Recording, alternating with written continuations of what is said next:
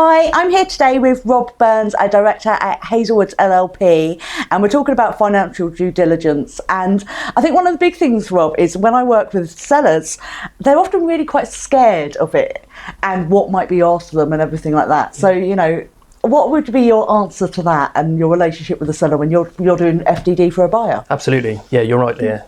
We would typically look at carrying out the DD for the buyer. But notwithstanding that, I think we like to build rapport and a relationship with the seller to alleviate their fears, particularly first-time buyers who, let's face it, it's a very emotive experience for them. They've built up their business. They're now looking to exit. It could have been passed down through generations of the family.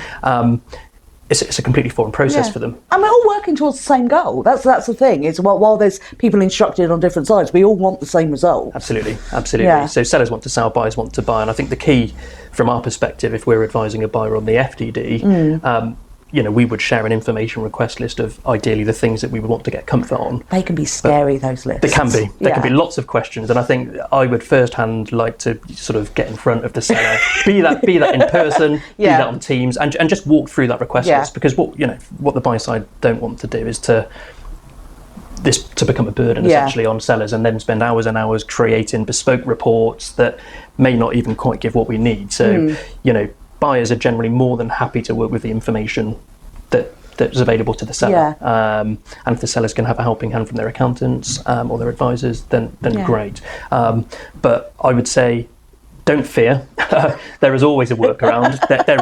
there isn't a kind of perfect financial due diligence pack of information. I think the buyer could, to the extent that there's limited information available, a buyer would just want to zoom in and get comfort on the key ticket items. So sustainability of revenue, what's the occupancy look like, what's the staffing structure look like, what's current pay rates, and is that sufficient to service the level of profitability that's coming through?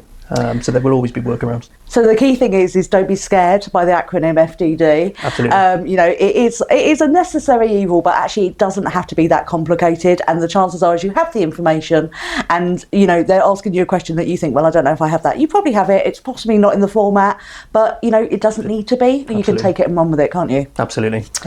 I hope you found that useful. If you have any questions, just pop them into the comments below, and we'll see you again next time.